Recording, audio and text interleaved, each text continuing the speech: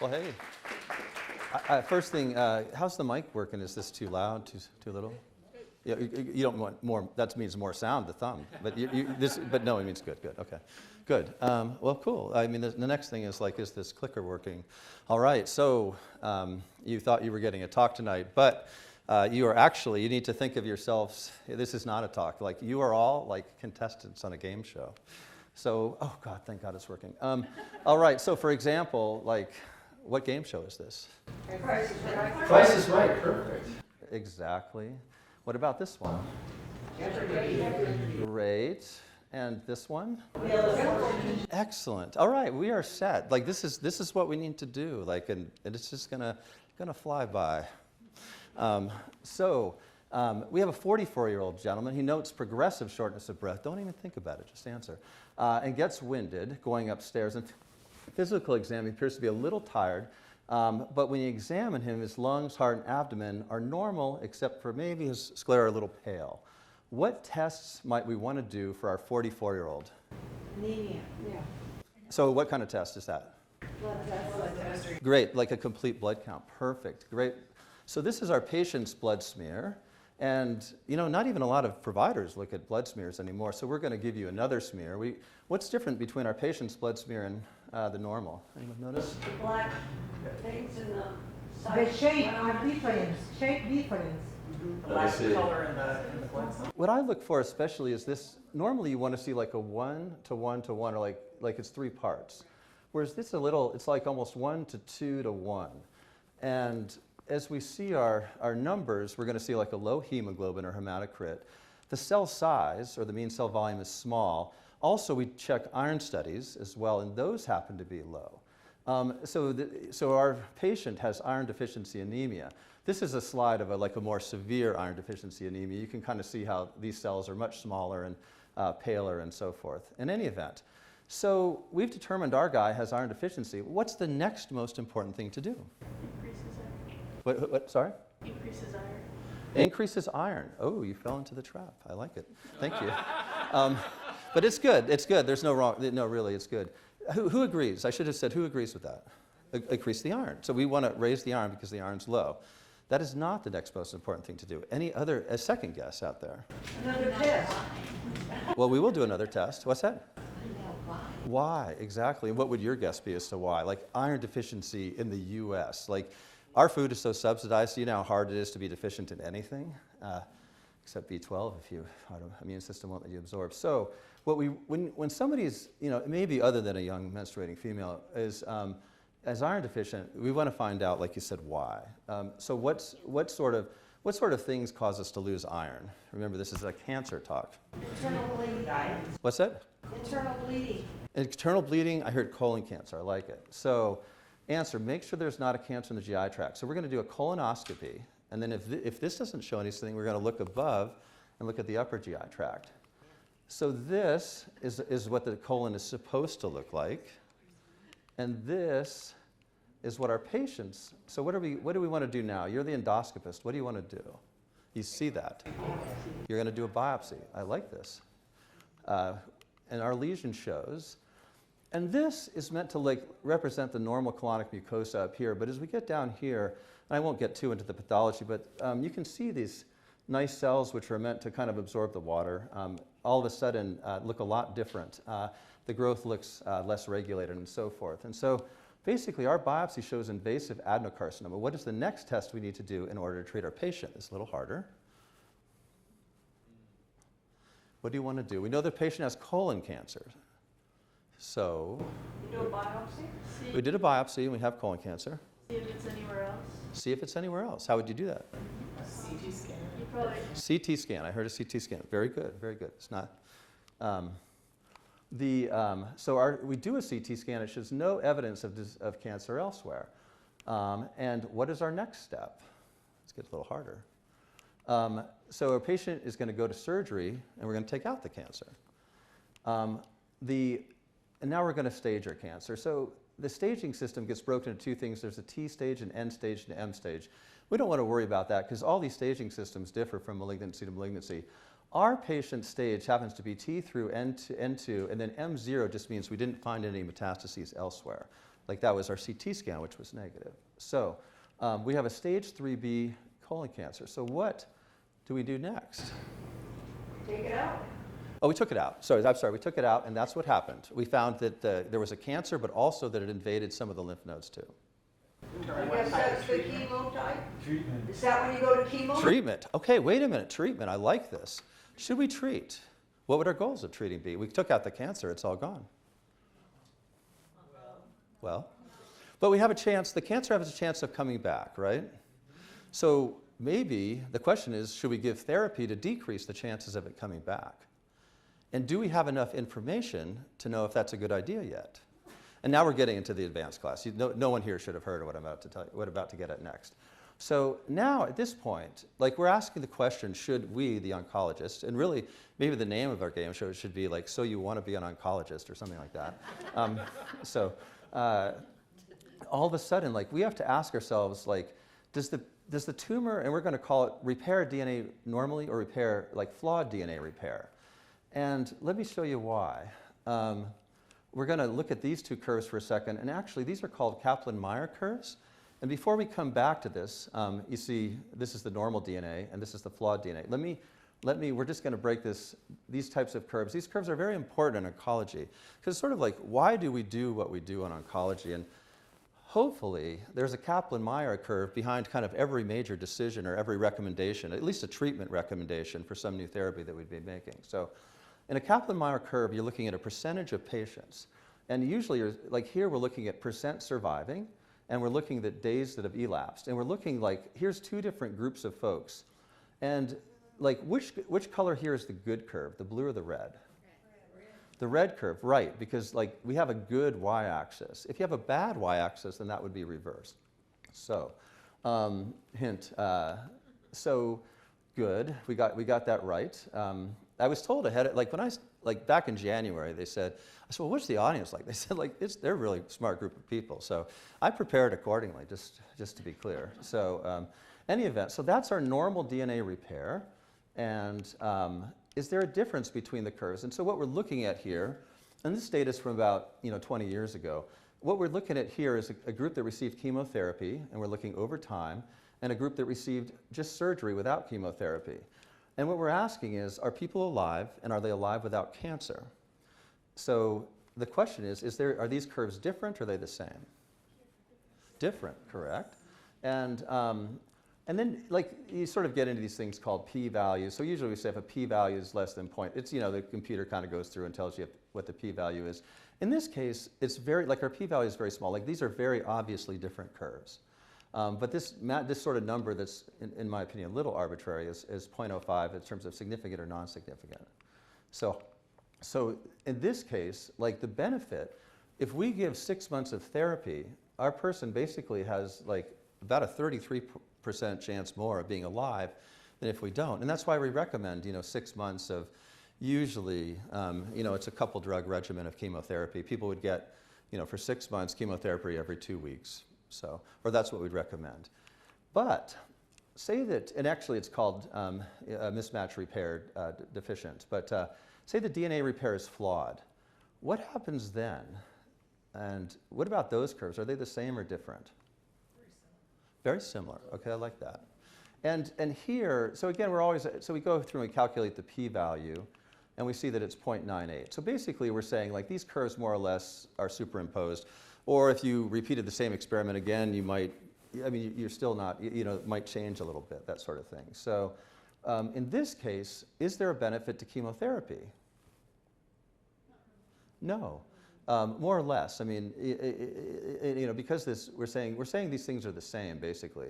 Or we're saying we can't say there's a difference. So we don't want to give 6 months of chemotherapy if you're not going to be any better off.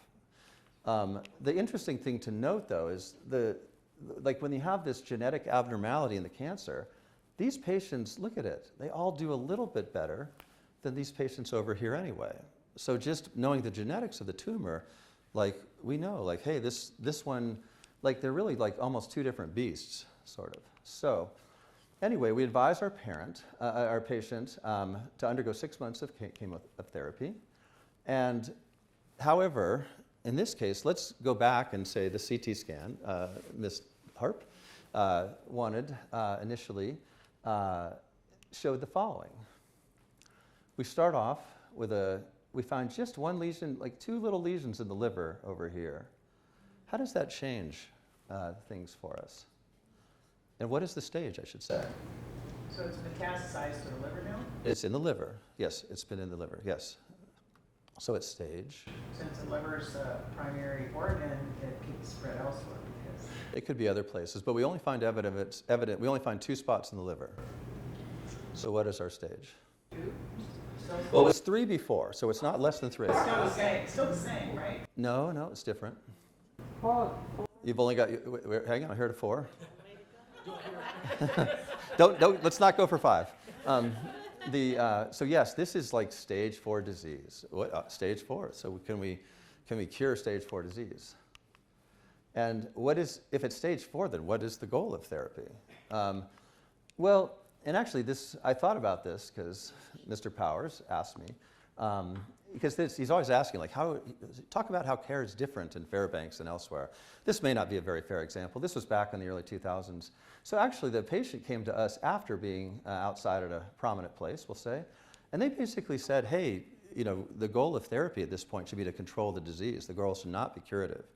However, this was right around the times things were changing, and there was a new therapy that targeted something called VEGF, and this is a molecule that cancer cells use to create their own blood supply. So basically, we have a tumor. The tumor secretes VEGF. It pulls in these little, to make blood vessels to give itself more nutrients to grow. When it was noted that that's what VEGF was doing, an antibody was designed against VEGF. And when you combine chemotherapy with the antibody, you end up sort of with less vascularization of the tumor. So all of a sudden, like in the early 2000s, we had this better way, like, of treating cancer than just with cytotoxic therapy. So then this was done by a gentleman, Judith Folkman. Again, like, what we're trying to do with this VEGF is take away the tumor's ability to create a blood supply. In the case of our patient, so we gave him the cytotoxic chemotherapy that he would have received if he was stage 3, plus the Avastin. And then we went back and looked. This was the liver lesion after several months of therapy. It got smaller, so 2.2 by 2.9 to 1.3 by 2.1. 0.8 to 0.5 was that other little teeny one over here. So we were then able to work with that institution and and basically go back and resect the liver lesions. And the patient is alive and cancer-free 5 years later. So one of the things I like to throw this up is like, well, this idea of stage 4, like everybody's, stage 4, like, you got to be careful. Like every cancer has a unique staging system, and it means different things in each case. So, Michelle, could you do me one favor? Just grab me some water from those whoever just came in with all that water. So public service announcement number 1, screening colonoscopy. So basically cancer incidence and mortality has been decreasing since '75. And this is sort of correlated. The more screening colonoscopies we're doing, the less cancer we're seeing. Colonoscopy, we're sort of looking, and what we want to see is, of course, a nice, happy colon. And what we don't want to see is this, a cancer. And it's sort of, so wait a minute, so if we're screening more and we're going to be finding more cancer, like, why is the incidence of cancer going down? Any thoughts on that one? I have to give myself some water so you can have a second to think there. Earlier detection? Of what? Cancer? If we're detecting the cancer, the incidence of cancer is going up. What are we detecting instead? The inflammatory process and problems. What's your name back there? Yeah. Mary, good job. No, what's that? Her answer was polyps, and we're gonna, and so what colonoscopy allows us to do is you're seeing these little guys. Are these cancer? No. Will they become cancer? Depends on the type of polyp. Sure, they won't all become cancer. I agree. But here, and colon cancer provided this great model. Start with normal epithelium, and then you sort of get loss of a tumor suppressor gene. We're going to talk more about these later. You get maybe the activation of an oncogene to give you an adenoma, And then maybe you get another loss of a tumor suppressor gene, P53, and then you get a colon cancer. Well, the idea is this happens like maybe hopefully over a several year period.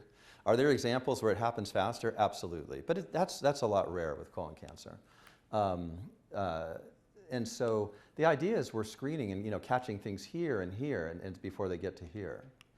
Now, Houston, we have a problem. What was this from? Which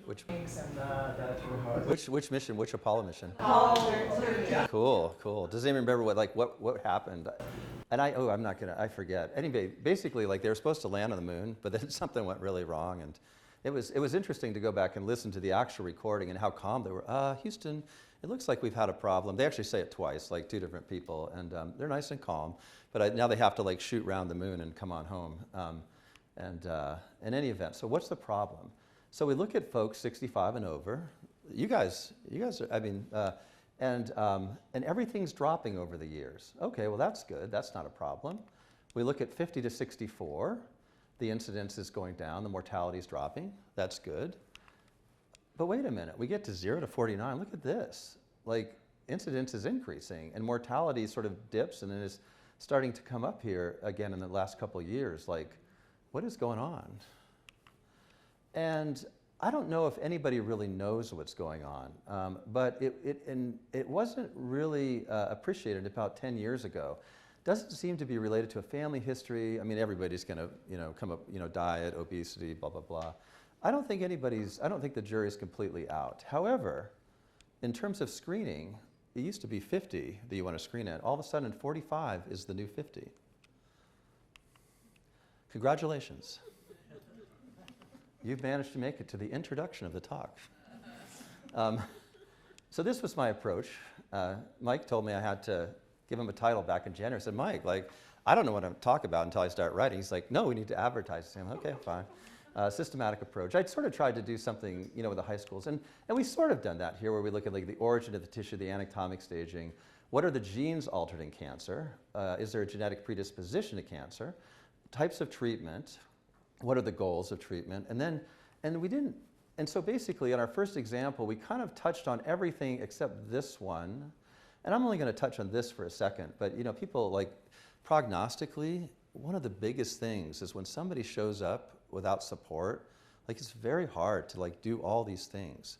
So this is a huge, again, not going to really touch on it much unless people want to bring it up later, but it's amazing, the prognostic differences between someone who has someone there helping them and someone who does not, or especially a whole team of people. Anyway, but anyway, I started getting wandering a little bit as I wrote, and so I started wondering what are the circumstances which result in malignancy, and how does our understanding of these processes affect our development of therapies?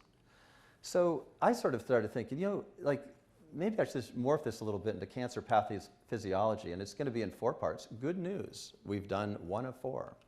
And also public service announcements 2. Again, more good news. We've done 1 down, 1 to go.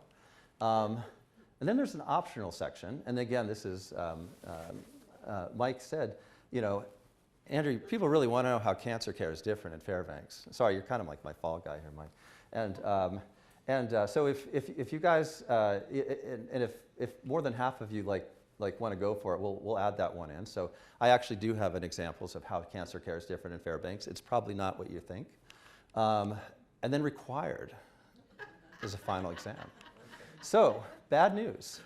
Mike Powers told me, and I have this in text, I could take as much time as I wanted.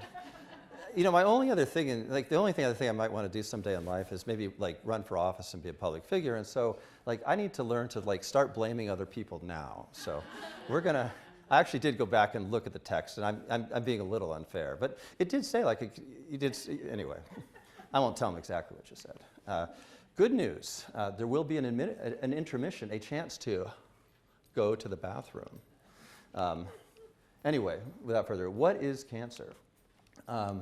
And again, what allows cancer cells to grow at an uncontrolled, well actually, what is cancer? Let me just go back here.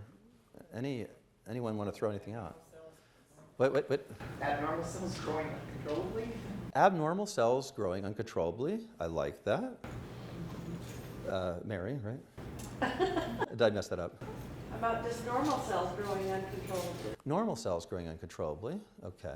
Well, are they normal? My question back to you would be, if they're growing uncontrollably, are they normal? I mean, but I like the way you're thinking. What you both have sort of said is like sort of out of control, like something has a certain set of controls and the controls are gone. What were you going to say? Well, I was going to say, isn't it like when cells refuse to die, or when they should? I like They that. basically turn into zombie cells. What's the fancy name for when cells refuse to die? Or programmed cell death? Oh, I don't know. Apoptosis, like something Greek, falling leaves or something like that. So, okay, good. Toxins associated with it, toxins that the cancer cells release. That's an interesting question. Let me think about that one a bit. My mind's going in so many directions in that one. Let's see where we go, or if we come back to something like that. So what I think like 4 things we're going to look at is basically loss of cell cycle control, which also could mean loss of tumor suppressor genes. We're going to look at activation of genes which direct the cell to grow in an uncontrolled fashion. I think we heard the word control in a couple answers there. Also, finding ways, and this is kind of an interesting one, finding ways to avoid detection by the host immune system. This has become like a very big deal since 2015. And finally, influence its microenvironment, that is, influencing normal endothelial cells to create a blood supply for the tumor. Good news, we've done one of these already. So hey, look at that. We're doing great. What does normal cell growth, so like a little basic science here, what does normal cell growth and division look like? Well, what's the goal? And so we're going to examine this process whereby like one cell divides and hopefully creates 2 perfectly equal copies of itself, equal especially in the genetic material. So we're going to look at the cell cycle a little bit.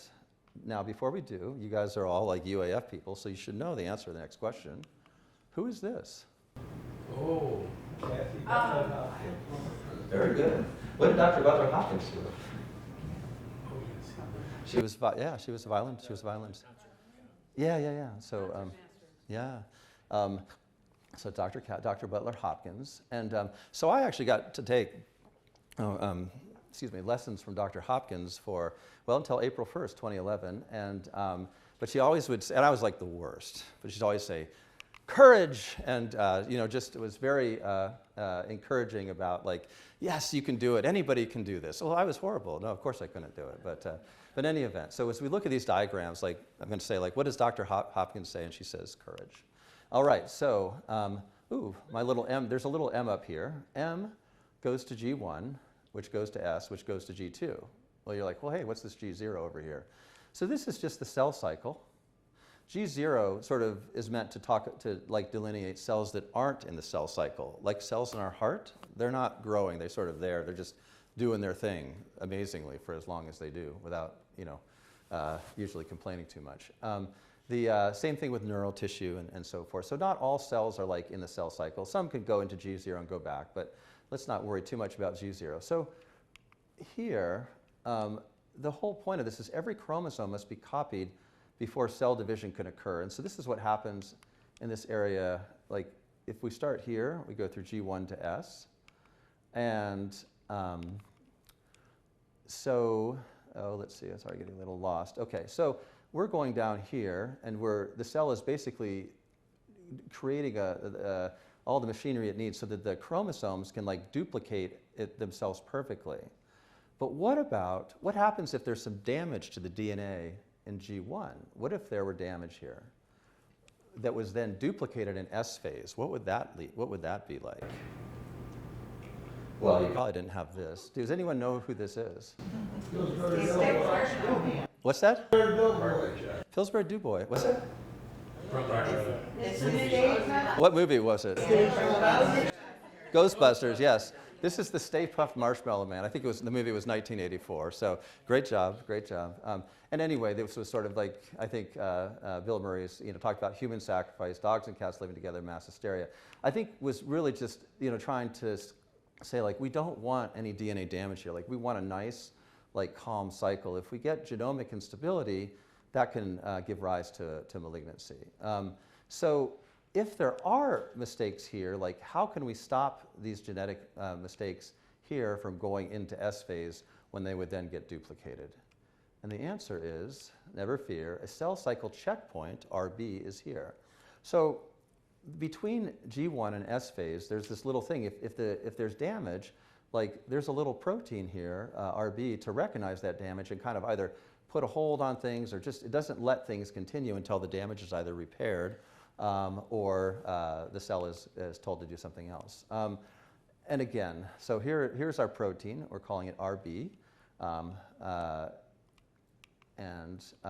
The second part of the cell cycle we'll look at is mitosis. It's the M on the top here. And this is when the DNA has already been copied in the synthesis phase. And it's sort of like when things get pulled apart. So an equal copies will go this way, and equal copies will go this way, and we'll end up with basically 2 daughter cells. And that all happens like right up here. And it's the same thing over here. Like, what if there were damage that happens in G2? Well, you wouldn't want, like, if any of this DNA is damaged, like, you don't want these daughter cells like looking any different than where they started. So once again, if there was a checkpoint down here, we're going to have a checkpoint. Oh, sorry, I'm having trouble seeing my own slides because I'm standing so close. So that we also have a checkpoint inhibitor here between G2 and M. And actually, in practice, there are many, many other cell checkpoints throughout this thing. It's much more complicated. P53 is the checkpoint checkpoint. It kind of governs the checkpoint here. Also, P53 governs the checkpoint here, and then many other ones that I'm not showing you. So to review our cell cycle, so a parent cell goes through the cell cycle with the goal of producing 2 genetically identical daughter cells. The cell cycle involves, again, G1, which is getting ready for S, where the DNA is copied, and then G2, which is really getting ready for M, where everything is pulled apart into 2 new daughter cells. And to prevent passing on errors, there are multiple cell cycle checkpoints, and I showed you the 2. They're controlled by tumor suppressor genes, P53, RB, to name but a few. Back to what is cancer. Folks were thinking about this over 100 years ago. I think they showed that damaging chromosomal defects could lead to abnormal cell proliferation. What is this? Liberty Bell. Liberty Bell. Where is the Liberty Bell? Philadelphia. Philadelphia. Very good. Okay, that's going to be a hint for like a couple parts of the talk. So, oh, there's no way to take away that little thing up there. So in any event, I have the Liberty Bell here to remind me to talk about the Philadelphia chromosome. And this was the first genetic abnormality, and it was described around the 60s and the 70s, where basically a piece of 9 and 22, 9 here and 22, kind of got swapped around, and you end up with this like special new protein which can go on and cause a disease called chronic myelogenous leukemia. It actually, this like genetic change defines the disease. You can't have the disease without this change. Okay, what is wrong here? There's a problem. Who wants to tell me what the problem is? The irises of your eyes Are are the same. reflecting. No, They're different. Unequal. So genetic abnormality, or is it Maybe. cancer?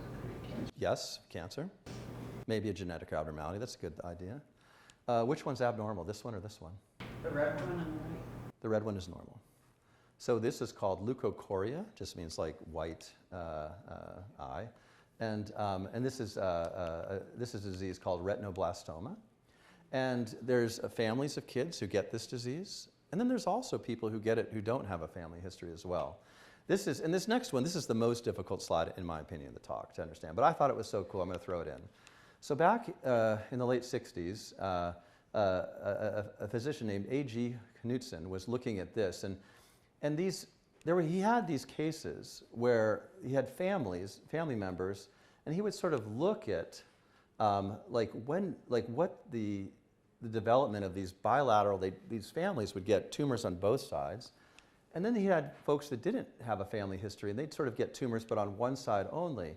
And he looked at like what was the distribution, and without and this is so this is time down here, and it's sort of like 1 over cases or something. So it's basically a way of looking at first and second order kinetics. So this is a first order process and a second order process, and And what he was able to figure out here was that maybe there were a couple things going on.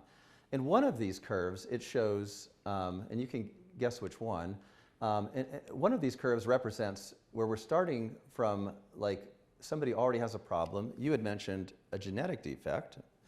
And in the other case, we're starting with a normal genome, getting a one hit, and then a second hit. So one group, and this is, any guess which group this is? This or this? This is hard too. You got a 50% chance of being right. I don't know if I could get it. So patients from families predisposed show first order kinetics in terms of how they develop retinoblastoma. And if you think about it, like only one thing, they only need to have one hit to this gene to end up with a tumor. People who are born without a single hit, basically lightning has to strike twice. And that's why there's a huge difference in the frequency. People born with this, the incidence is much, much higher than people born without this genetic abnormality.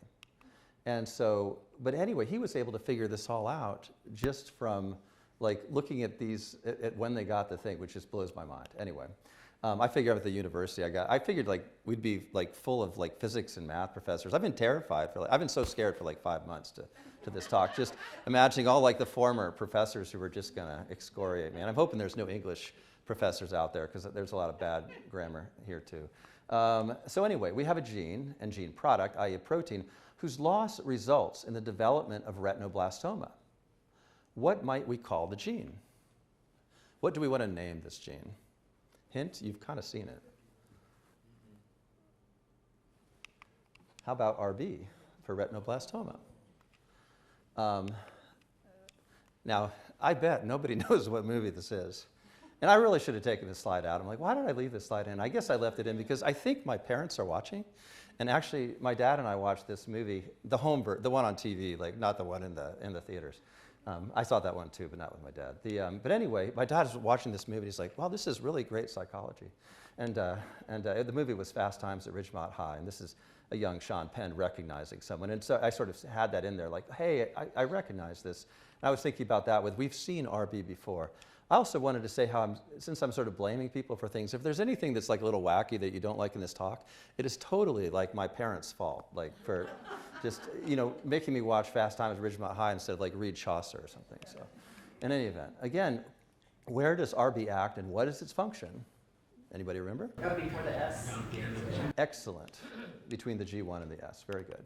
And just to remember, we have P53 has the same thing up here. But isn't it interesting, like, we have a mutation here, and like it has its own like special malignancies associated just with this checkpoint, just with this mutation. So, case number 2.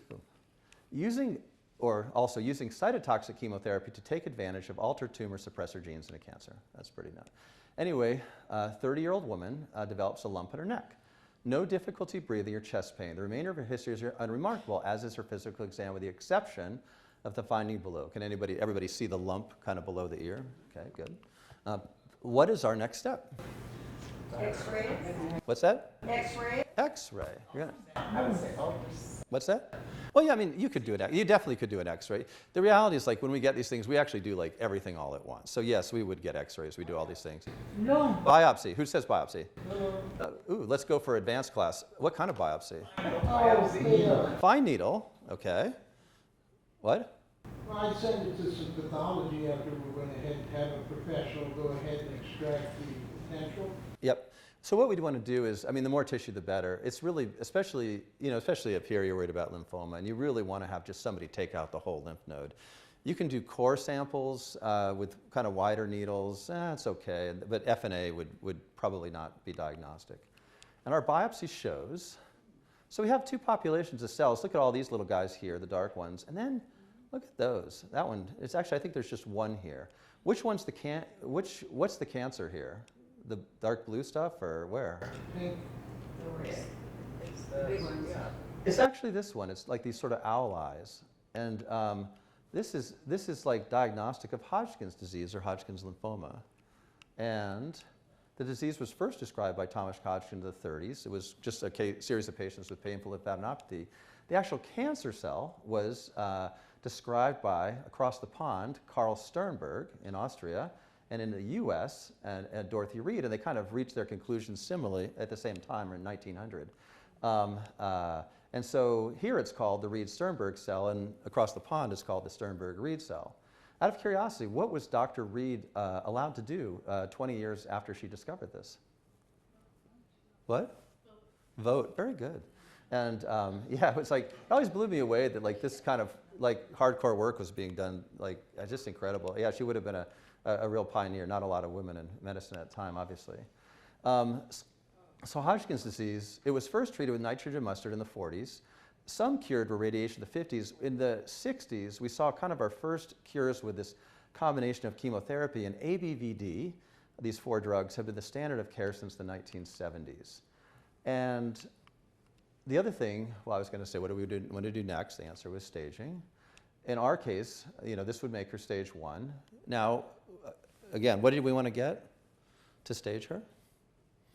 You gave me the answer before, that's why I'm asking you, with the glasses. The chest x-ray. And in this case, this is our patient's actual chest x-ray. That was a picture from Wikipedia, not the actual patient. But this is the actual chest x-ray. And you probably don't look at it, you may not look at it a lot. So this is like what a more normal chest x-ray, actually the same patient, would look like. But here, and so this is all Hodgkin's disease right here. And this is an example of a PET scan. So what we see here is, this is the bladder, and that's just normal physiologic activity. What's up here? Tumor. It's brain. And then people are always like, well, doesn't cancer eat shit? Because at a PET scan, we're just looking at like glucose metabolism. So here, this is abnormal on this scan, and this isn't but the brain also likes sugar, and then all this is just getting concentrated in the bladder. The kidneys are just kind of getting rid of it. So our stage is like a too bulky. So she receives 6 cycles of ABVD, and everything goes away. And we have a normal mediastinum. And so afterwards, what we want to do in lymphoma, we check a PET scan like ahead of time, and then we check a PET scan subsequently. And what we want to see in the PET scan is all the disease disappear. If all the disease doesn't disappear, then we say like, hey, you failed treatment, and then we're talking about a bone marrow transplant. So that's a lot more treatment, a lot of toxicity. Bless you. And again, so here's our PET scan. So this was our starting one, and this is our follow-up one. And basically, what happens here is the lymphoma part looks better. This again is physiologic. It's just in the kidneys, which is going to go down to the bladder, so that we caught it at a kind of a different stage. But we all of a sudden have this little positive lymph node up here that we did not have at first. Have we failed treatment? Yes or no? Not failed, but you're in a different. Well, we have something on the PET scan. So the first thing you do is, can you feel it? You can't in this case. Then we do try to correlate it with a CT scan. So we do a CT scan. The CT scan shows nothing. What are we supposed to do? If she's failed disease, if she's failed treatment, she gets a transplant. Are we supposed to start dissecting into her necks? No, of course we don't do that. So what we do is we just say well, okay, this is weird, so we're just going to follow it. And so basically 2 months later, we get another PET scan. Is this PET scan better or worse? Same. It's actually better, and it's tricky because the background's different here. You kind of have to this is just look at how much brighter everything is. The liver's not bright here, but the liver's very bright here. This is all normal. So basically, when you kind of do all that subtraction, the computer does its thing. The SUV, it actually glows less 2 months later than it did before. We got a couple more PET scans, but finally after 7 months, this had resolved. So PET scan is something that gets, when someone gets a cancer diagnosis, people will be like, oh, you got to get a PET scan. Careful with PET scans. And I think part of the reason I'm showing you this is we see a lot of false positives. Years ago, one of my mentors who was at the Mayo Clinic, we were both at a talk, this is some time ago, he said, you don't have a PET scan in Fairbanks? I said, no, we don't. He said, well, that's good. He goes, because we have 5 at Mayo, and it's a total disaster. It would be nice not to have to send people to Anchorage for a PET scan. The one thing, though, it does make us, if we send someone for a PET scan, we really think about it before they go there. And so I think we end up with fewer false positives as a result. But we've had Oh, many over the years. And a lot of them we just watch and say, okay, it doesn't make any sense. Our patient continues it for 5 years without evidence of disease recurrence. And 5 after, and anyway, she's doing well, discharged from clinic, and no further therapy is present. She's out running around the community, doing great as far as I know. Again, this patient received ABVD, or a combination of 4 cytotoxic drugs. What is cytotoxic chemotherapy and why did it cure a patient? What were the circumstances that led investigators to test this cell-killing drug in patients with cancer? What's this? It's a hard one. It's not cancer. That's your hint. Any guess? This is hard. This is hard. I gave this talk to the EMTs a little bit. I think they got it. I said to the guys, you really have to know this. Like, you have to know this as an EMT. It's not something you really see much, but hypothetically you could. Would it help you? So there's these big bullous lesions. Would it help you to know that this picture may have been taken Ypres, did I pronounce that right? Belgium, around April 1915. Oh, gas? Yes. What kind of gas? Chlorine? Mustard gas, yeah. So mustard gas was used in World War I. And so as we were rolling into World War II, the powers that be, whatever the DoD equivalent was at the time, said, hey, we have to really think, like, what sort of things can we do to protect our troops from mustard gas? And so this is Dr. Stuart Alexander. We actually went to the same college. The difference between us was, well, there were a lot of differences, but he graduated at age 15, go figure. And anyway, became a doctor after that. He was kind of all ready to go as a cardiologist. All he wanted to do was join his dad in practice. But and then the war came around. He very quickly called his draft board and said, "Hey, I'm here to help." And they put him to work, kind of looking at these agents. And one of the things he noticed, he started treating animals with them, and would kind of like push their blood counts down. And he wondered if this could have therapeutic value. They told him like, "Hey, cut it out. Like, we want to know how to, we want to know how to help the troops." And so he was told to quit asking those questions. And he actually was paired with General Patton. I think Patton went over to Africa, Morocco or Casablanca or something in late 42. And then all of a sudden, so they're in Africa, and then in December 2nd, 1943, you have the attack on Bari Harbor, Italy. And many of the sailors ended up with lesions like this. Didn't really look, not totally the same as the one before, huh? But still, kind of strange. And many, it wasn't, it was sailors on the ships and around the harbor as well. So Dr. Alexander was dispatched to assess these folks, and he suspected, okay, what else could this be other than mustard gas? And found, he was very good and found that the case is really concentrated around the USS John Harvey. Most of the, if not all of the sailors on the John Harvey were killed. And so he sort of asked the questions like, hey guys, were there chemical weapons on these ships? And the answer was no, there was not. And finally, he kind of ran it up the food chain, and he gets something from Winston Churchill, who tells him the doctor should examine his patients. Like, hey, there's no mustard gas, like, we don't have it. Anyway, shortly after, they find an M47A1 mustard gas casing, is found floating in the harbor, and confirming mustard gas is the source of all these people getting sick. And it is revealed that there were 2,000 mustard gas bombs, 60 to 70 pounds each, aboard the John Harvey that were destroyed in the bombing. So massive exposure in the harbor. And what they noted was things were a little different. About 2% of folks in World War I died, but they were having about a 12% death rate in Bari Harbor, probably because of all the gas, and also it's sort of like mixed with the water as well to create like a sort of an oil. The other thing he noticed was a lot of the patients started developing marrow failure prior to their deaths. And he sort of postulated that the mustard and dividing cells were similar to those he had seen in animal models earlier. And he again had like, hey, what could this stuff do for leukemia or lymphosarcoma? He was very good about documenting all his observations. He returned to practice. He was invited to join. They took all his research and said, hey, why don't you join us? We're starting this thing called Memorial Sloan Kettering Cancer Center. So that was half the story. The other half, meanwhile, back at Yale, they were also doing work on these compounds and sort of asked the same question. They actually found a patient who had lymphoma. He was 48-year-old, kind of a loner. It's very sad when you kind of read his whole hospital course, which lasted months.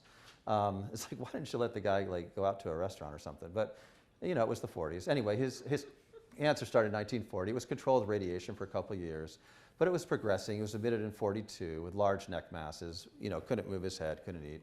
So they said, hey, this is an experiment. Can we try this mechlorethamine, which is nitrogen mustard? And the patient agreed. Like right away, started feeling better. 1 month later, all the tumors gone. They could eat. Unfortunately, this wasn't durable. The tumor would come back. They would give additional doses, but they didn't work as well as it did the first time. And then the patient died on his 96th day of hospitalization.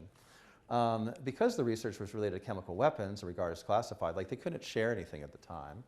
And it was published sort of afterwards in 46, but everybody had lost all the records, so it was just by people's recollections.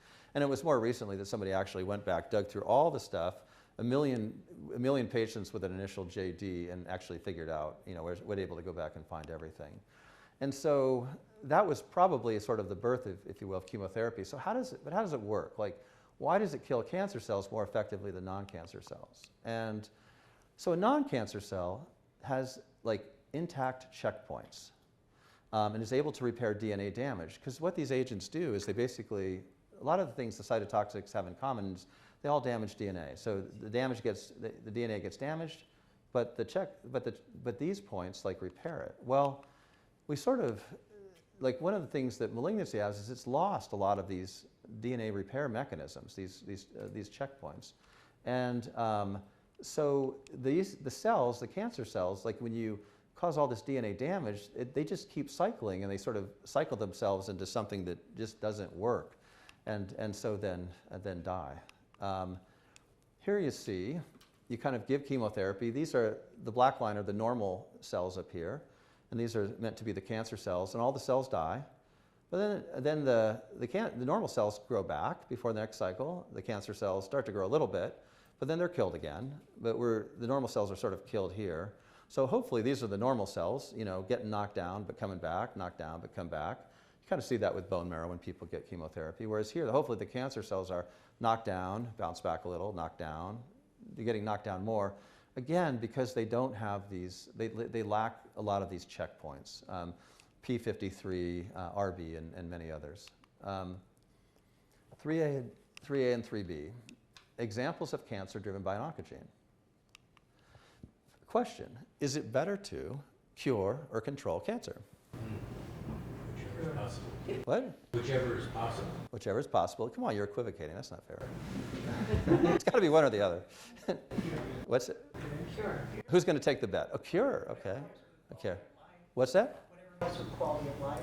That's interesting. I would argue that like there's only two reasonable goals for like any therapy in cancer or anything in medicine, and that is that people should either live longer or they should live better. Like usually the two go hand in hand. If it's doing one, it's probably doing the other. But you're right. You're right. Like, but anyway, back to, I mean, most people, you think cancer, you want to cure it. You don't want to just control it. Anyway, let's come back to this question after these cases. So the year is 1998. We have a 30-year-old healthy guy, construction worker, comes in, his belly hurts. Early satiety, meaning he eats and he gets full really quick. Constipation and fatigue. And what is the radiologic abnormality? And I've sort of set it up here, but, well, this right here is the liver. Yes, normally that's the spleen. Look at that, really big spleen. So what should our next test be? We get a CBC, and our white count is extremely high, 252. We actually had someone show up the other day, it was over 700. I was like, okay, that's my new record right there. That was just the last couple of weeks. The patient's a little anemic, the platelets are more or less normal. When you look at the smear, you look at these different white cells, and there's all different kinds of white cells, and these are with the differential. Neutrophils, bands, metamyelocytes, myelocytes, as opposed to just a single population. With acute leukemia, you'll often see just a single population, but with this disease, you see many different types of cells, and that's another picture of basically the same thing. Here's our normal blood smear, normal white cells, normal red cells, normal platelets, and see these are two examples of this disease. A diagnostic test is performed. Okay, ready for your hint? Hint. What test do we want to get? Philadelphia. Philadelphia? Liberty Bell test. Liberty Bell test. I like it. Or the Philadelphia, we could go with I think I heard Philadelphia. I must have missed the, so CML is defined by the Philadelphia chromosome, which we talked about earlier. And that's where, and we mentioned this before, like this 9 and this 22, like these things get swapped, and we end up with, you have BCR, like normally doesn't do much of anything interesting. Able, it's just a regular kinase. Well, all of a sudden, you put these two things together and you get like a little fusion protein. And this fusion protein all by itself can do the following. This is also, again, diagnostic of chronic myelogenous leukemia. So BCR-ABL goes on to activate GRAB2, which activates SOS, or son of sevenless, RAS, RAF, MEK. And just so you know, this is one way. This is not two-way. These things only go in one direction. MEK, ERK, and then ERK basically tells the cell, like, hey, grow. So we've got, that's our abnormal growth. Ms. Harp, what did you say earlier about cells dying? Cells can also be programmed to die as well. And what the BCR-ABL also does is it has this pathway which is anti-apoptotic. It sort of tells the cell death machinery, hey, don't work. Don't die like you're supposed to. So you have two things going on. One pathway kind of telling the cell to grow more, and the other one telling it not to die. And that leads to that leads sort of to this disease, which is like a proliferation of white cells. Again, just as a little review here, earlier we spent a lot of time talking about tumor suppressor genes, which our model doesn't show here. Where would they be in this model? Would they be out here, here? This is the nucleus. This is the DNA. Our tumor suppressor genes would be next to the DNA. So what treatment would our 30-year-old gentleman with CML have undergone in 1998? And actually, I saw a patient just this morning. I said, hey, you should come because like this talk's all about you. How would we have cured the disease? Surgery? No, it's in the blood. It's everywhere. It's in the bone marrow. Can't cut it all out. Radiology. Radiology. So actually, CML until recently was the poster child for allogeneic stem cell transplant. Basically, these people would get a massive dose of chemotherapy. The disease would be killed. All their normal marrow would be killed. And then a new person's marrow, like stem cells would be put in, and the new person would end up with like all that other person's immune system and stem cells and so forth. And like 80% of the time you could cure the disease. The downside was 20% of people didn't survive the procedure. The gentleman that I spoke with this morning did. And so now the year is 2008, and our patient is a 62-year-old former NBA great. Who's our patient? Kareem, thank you, Abdul-Jabbar. And basically, Mr. Jabbar noted 2 to 3 severe night sweats per month. His physician ordered a CBC, which showed an elevated white blood cell. What is the name of that test again that we want to get now? Philadelphia chromosome. Excellent, excellent. I love it. You guys, you're all hired. What is the best treatment for our patient? Oh, seriously, like you can't, like, yeah, it's hard to get. You know, we can't get enough folks these days. What is the best treatment for our patient? Has Mr. Al-Jabbar had a bone marrow transplant? He already had the transplant? No, Mr. Jabbar has not had a. No, he doesn't. He has not had a bone marrow transplant. Something changed. Something changed. And what changed was this. And this was May 28th, 2001. And this was the first. Do you remember like the word magic bullets? Like this was getting thrown around a lot in the early 2000s. So Gleevec, they came up with this Gleevec, just a pill. And what it is this is the product of that gene, the BCR-ABL fusion. And it's sort of, what this does is it takes, it's something called a phosphorylase. It kind of kicks off all these pathways. Well, they found a molecule that kind of fits right in this little, it's like a lock and a key. And it's like, instead of this key, which causes disease, like it sort of blocks the normal key, this medicine, this Gleevec or imatinib. And just by taking that, so really, just that single medicine just takes out this, and that leads to taking out all these downstream effects. The disease goes away. And we can see in 2003, the folks on imatinib didn't have progressive disease. And so this is what's really interesting. I think this curve is really interesting, so we're going to take a few seconds to understand it. What it is, so we have years over here, and we have like the year that a patient might have been diagnosed with CML. These are the CML patients right here, and this is like normal life expectancy. Well, here's where you got to figure out, well, wait a minute, like humans don't live 30 years.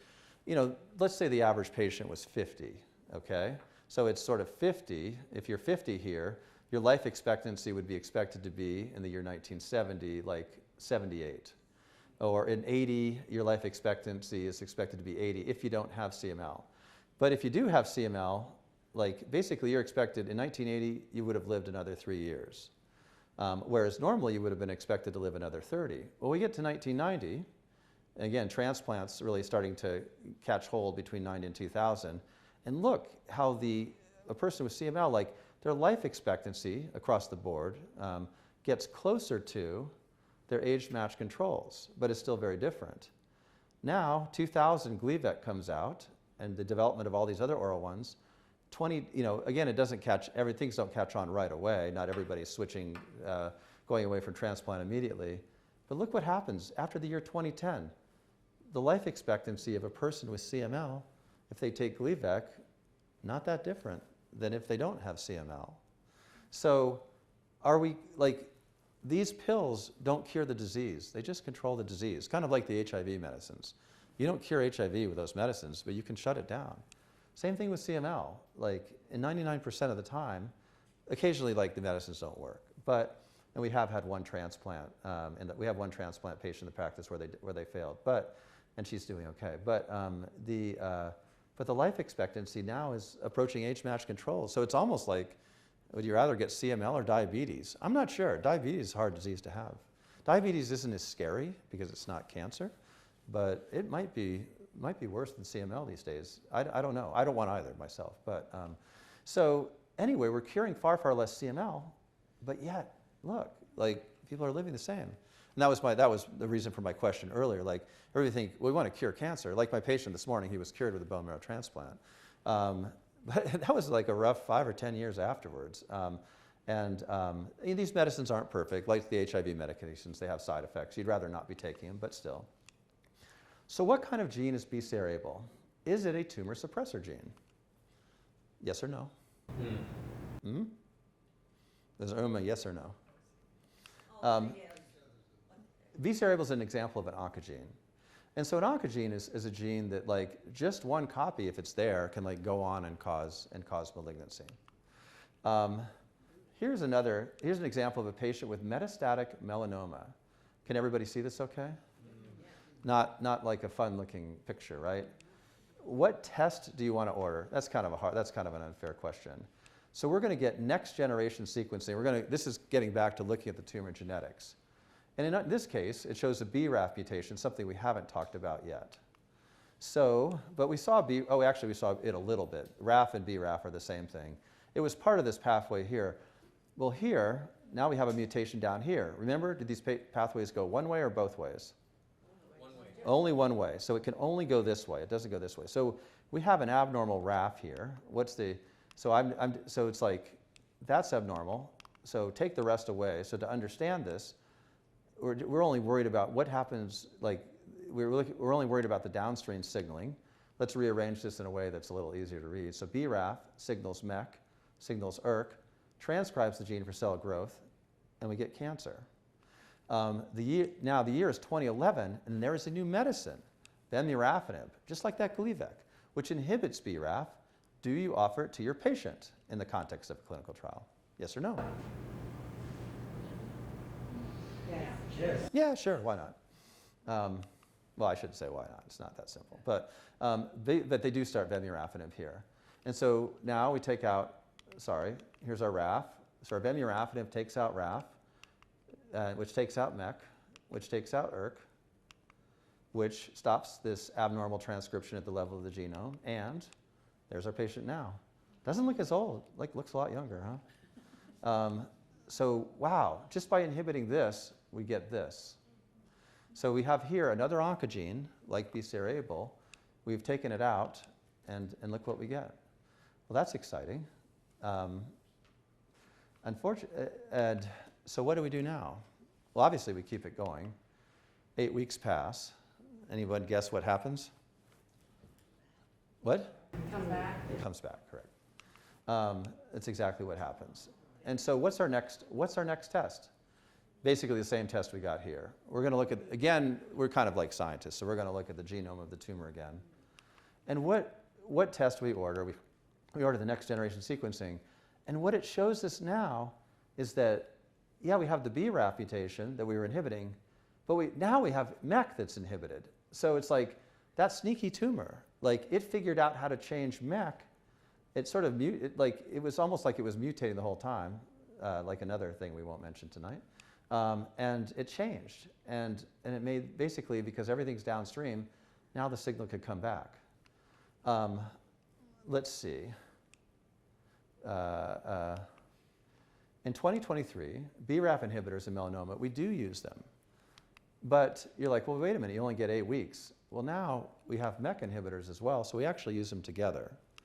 And I have several patients on these. Probably the one on them the longest, I think we're going on year 3 or 4.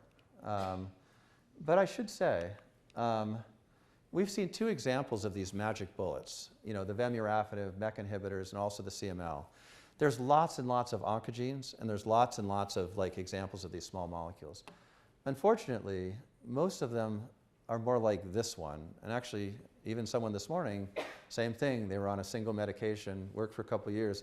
A lot of times, you know, 1 to 2, maybe 1 to 2 years, and then the tumor gets sneaky. It changes, and they stop working. As opposed to CML, where just that one pathway, when you take it out, for most people, that's enough. There's another exception. I guess the other exception would be breast cancer and the medicine Herceptin. We have patients who have metastatic breast cancer, well, one patient who has metastatic breast cancer from before the year 2000, so it was everywhere in their body. And they were started on this medicine Herceptin, same type of thing. I don't have a picture of it. But that person is still walking around. They get their medicine every 3 weeks. They're fine. They look as healthy as anybody in the room. We wouldn't know the difference. But those are the sort of the 2 examples of oncogenes where we have these amazing success stories. Everything else, I would say, is a work in progress.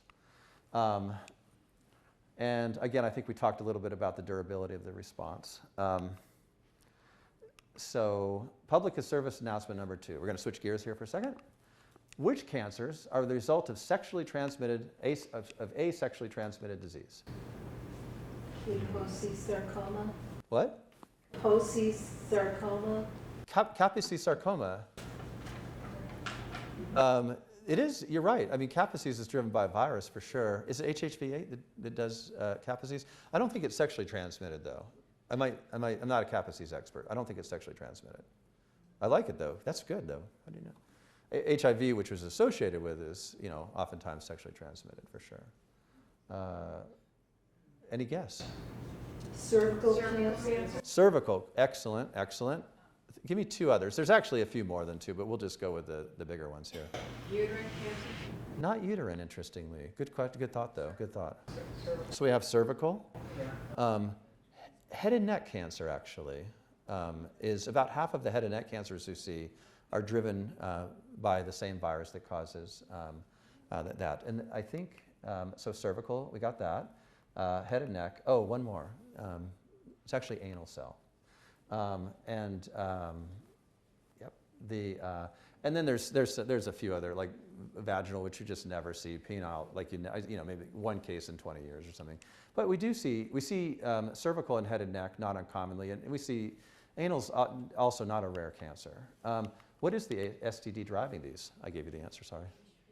HPV. Excellent. How can it be prevented? Excellent. I knew I was safe asking this question at the university. So Gardasil, an HPV vaccine, first introduced in 2000 and later improved in 2014. And we have some curves here. And so is our incidence, do you want to be in the top curve and the bottom curve here? Bottom curve. Yeah. Yes, you do. And so this was, if they vaccinated under 16, there was a big difference between the unvaccinated and the vaccinated population. As they studied it, though, obviously the longer you waited, the less of a difference there was between the curves. until 20 to 30 years. Most adults are probably sexually active by then. So, so right now the recommendations are 11 to 12. You can do it before 11 to 12. You can do it after, and then still worth doing age 15 to 26 as well. Obviously, depends on the individual. Intermission. So maybe this is really fun for you, and it's like the price of right, and you're having a good time. Or maybe it's like the Hunger Games. Now, maybe it's like the one where they all kill each other. Like, it doesn't sound so enjoyable. So this is like the opera. And so it's meant to, years ago, my wife and I had our son. Is Andrew still here, or did he go? Gone. In any event, we actually went to I think we donated one year or something. We went to the opera, and we're just like, our son was actually fine. Like, we were like, I don't know, maybe we had a bunch of work to do or something. So we we act one, and then I'm just like, you know what, we got to bolt. And, but I'm like, we'll let act one end, and we'll just, we got our kid with us. Like, oh, we got the little kid, got to go. And so anyway, act one ends, because I figure, well, the first intermission wasn't after act one, it was after act two. So we're like bolting out of whatever herring or wherever it was, and like all of a sudden everybody just looking at the three of us. So I'm going to spare you that and tell you that this is our outline so far. This is where we are presently. If you're having fun, it's like the price of right. We'll see you. We have our waters and and stuff out there, and our cookies and things. But in the second half, we'll do our last cancer pathophysiology. If half the people want to learn how cancer care is different in Fairbanks, we'll do that, and then we'll do our final exam. All right. Why don't we take a few minutes, go to the bathroom and stuff. Intermission. So anyway, we've done the lion's share, and now let's head on into case 4, the relationship between cancer and the immune system. So, in 2015, an elderly and healthy man presents with metastatic cancer, I'm not sure what the word here is, in the liver and other organs. A lesion in the liver is sampled, and that's what we see. And again, I should say the cancer is in the brain and it's in the liver, and let's just pretend it's elsewhere. So let's just say it's everywhere. Imaging of the head also demonstrated several lesions of the brain. What is the diagnosis of this cancer that's spread? And hint, the cancer cells are producing melanin. Yes. And actually, this person didn't have a history of melanoma on their skin. About 2% of folks who present with who have metastatic melanoma will actually not have a history of like a skin lesion, as was the case with this person. But you're correct. This is metastatic melanoma. What is the stage? Since it's gone, isn't it 4? If it's gone to... Very good, stage 4. And what is the prognosis? How long is this patient going to live? Till they die. I am not going to disagree with that. Any other guesses? But they say, hey, come on, doc, give it to me straight. You're the doctor. Like, what do you tell that patient? Give it to me straight. Because you can't say, I'm not allowed to say that. So. You're not, remember, the name of our game show, So You Want to Be an Oncologist. So you have to, thinking like an oncologist, what are you going to tell this person? Like, what's fair? You mean whether he will live or won't live? How long? They want to know, like, because they want to make plans. They want to know, like, 5 years. Okay. He's elderly. What's that? He's elderly already. Do I hear less than 5 years? Yeah. 2 years. 3 to 6 months. Okay. 3 to 6 months. Yeah, and historically, okay, you have your starting age as well. That age, it's sort of more like where people are physiologically, but yeah, I mean, even like a young person, like a while ago, 3 to 6 months, brain lesions already.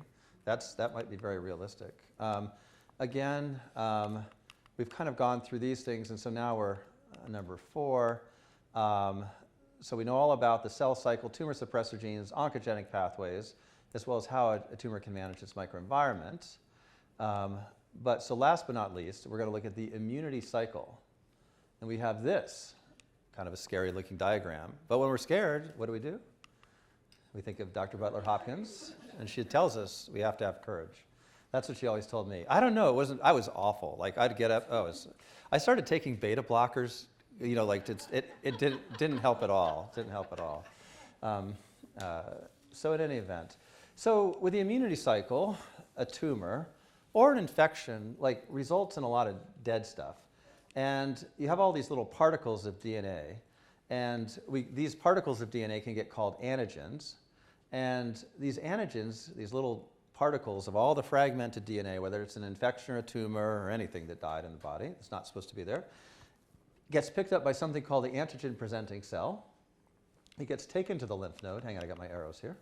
Gets taken to the lymph node. And here, this is like where the T cells get educated at the lymph node. They're supposed to learn, like these little foreign particles get presented. They're supposed to know, like, hey, these little foreign things, they're not supposed to be here.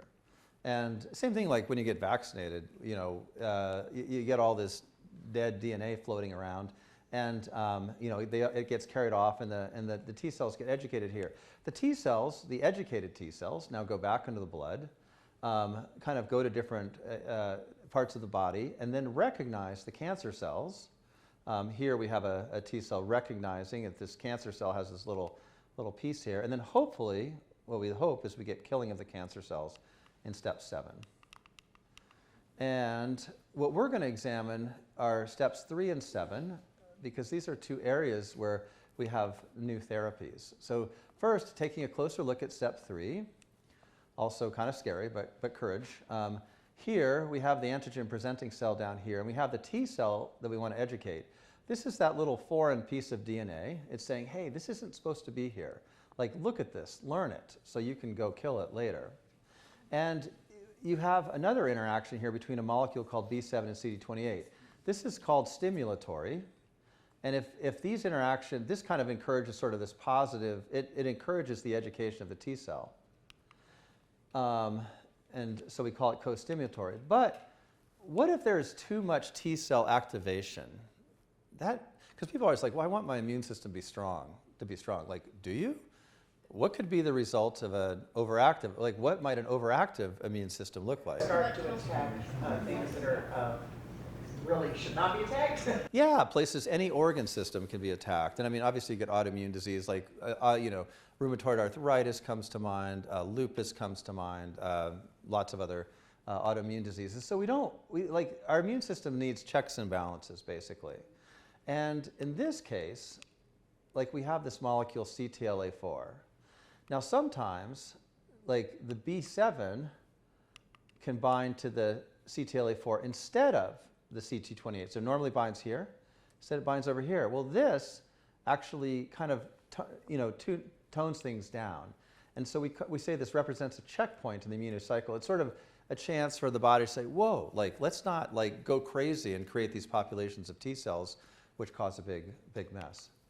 So now let's look at the case of malignancy. For a cancer to develop, we know the immune response is already insufficient. Because the cancer, when it was kind of young and getting going, the immune system wasn't enough to keep it in check.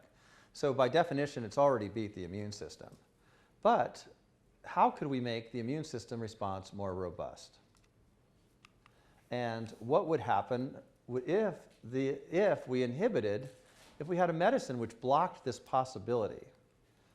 And so, of course, we do have something which does that. And so if this is blocked, then we get the B7 CD28, which remember is stimulating. This stimulates the T cells to like go kill whatever this is.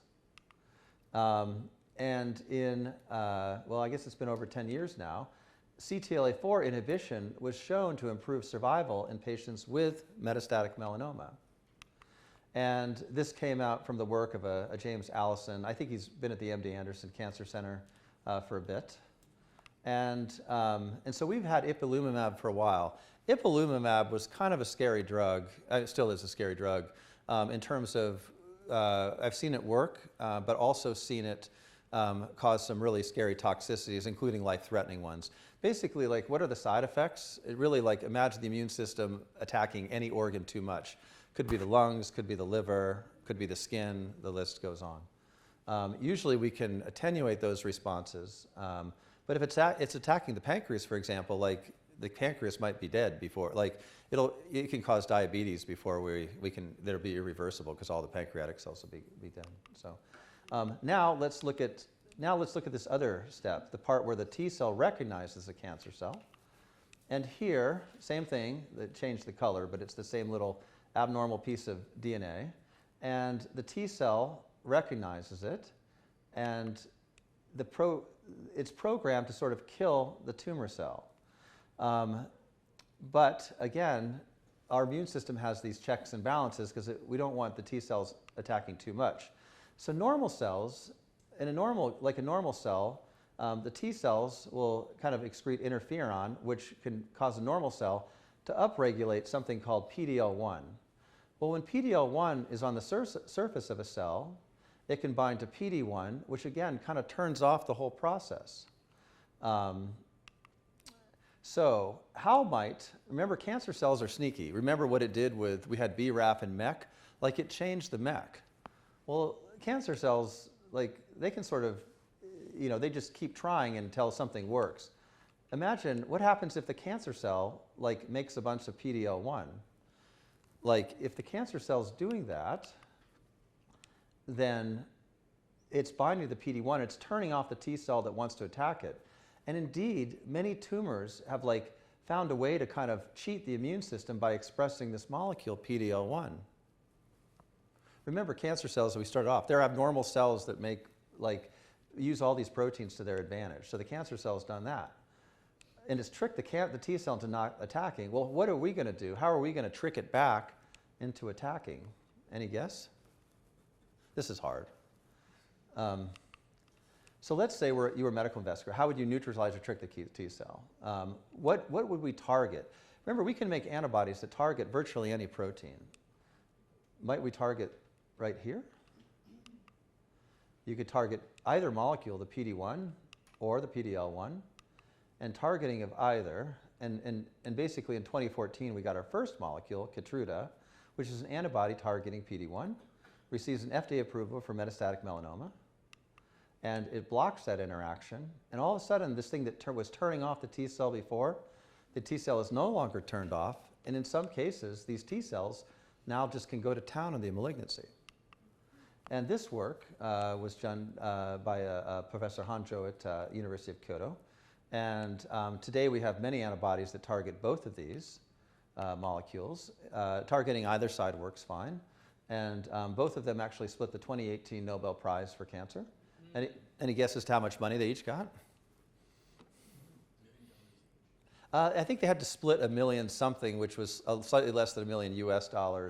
So yeah, 400 and something, which was probably like paid for a day's worth of research that they were doing in their labs. But anyway, I'm sure they were still super happy to get that prize. And so to consider our patient again, 90 years old, begins treatment of August of 2015. The brain radiations get irradiated, and the patient is also started on pembrolizumab. And what happened next? Here's our patient in his early 40s. Anybody? And his 70s, and more recently. And I've been preparing this since January. I know that Carter went on hospice like a few months ago. I can guarantee, obviously I don't have direct access to what they're doing with it medically. There's no way they managed melanoma actively for 8 years. Like, there's no way. So if the melanoma wasn't in his case cured, anyway, so I'm sure the cancer was cured. Actually, I saw another patient. It was just Monday, and same story. Patient's much younger. Actually had metastatic disease 8 years ago. In her case, we worked with the University of Washington. She got both CTLA-4, so that's step 3 and step 7 inhibition given initially together. She was supposed to get 4. She got 3, and then something happened, like her liver started going crazy, so they stopped that. But then things settled down. She came back to us, and we've had her on single agent. Keytruda has been about 8 years. She had CNS disease that happened about a year or two into it, and but irradiated that, and now is doing well. And so that's been. So we sort of have our own Jimmy Carter, albeit a bit younger. So I sort of ended the talk once here, but I'm not going to. This isn't where you get to ask questions. I'm going to ask you guys a question. So Jimmy Carter's alive, what is it, 8, 9 years down the road? Am I, or my wife's here too, so you can tell her, how are we, because people ask us, so we were supposed to tell people, like, how long are you going to live? They're going to ask these questions, like, what are we supposed to say? Because we have these patients, like Carter, we don't just have one or two. We have, and the other thing that was neat, in 2015, the drug companies started just letting us use this on anybody who'd sort of failed other things, and so we started doing that. And in that group, we have like folks who are still walking around, they look fine, the cancer all disappears. I mean, it's stage 4 disease. They were supposed to live for 6 or 12 months, and here they are years later. How do you be fair to some, you answer someone fairly when, they're sitting down with, they've got metastatic disease, which 20 years ago you would have said, okay, you have 6 months to live. And that's still possibly the case. They might only live 6 months, especially if they don't respond to any therapy that we're doing. But by the way, you might live 9 years. I mean, you might live, Carter looks like he's going to live forever. And so it's like, any suggestions for me? Like, what should we tell people? How can we be honest with people and tell them all the possibilities?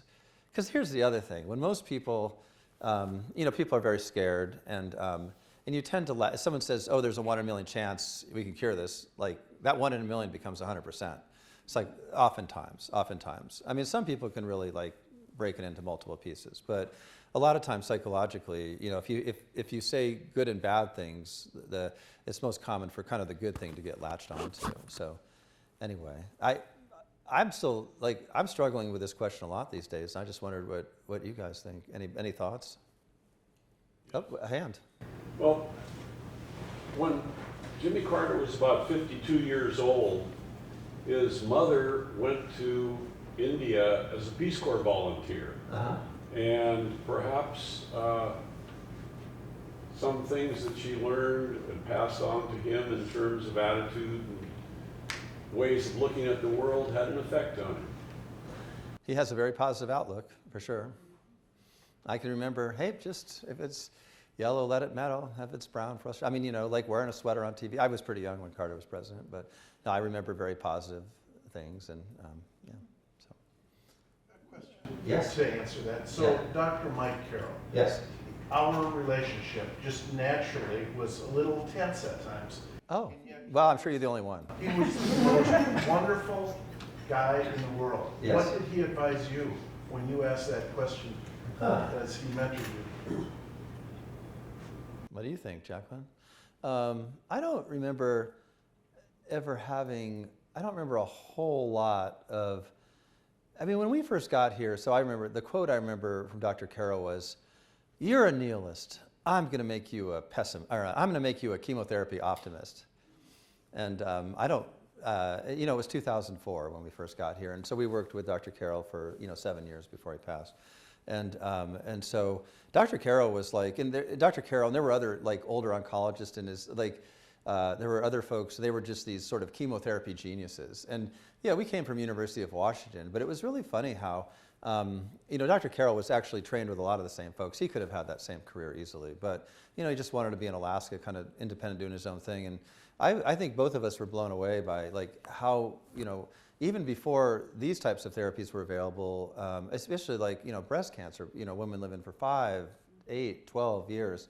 And so he had lots of folks. No, he was, but he was, and I guess I can't remember too many instances where he said, where that came up.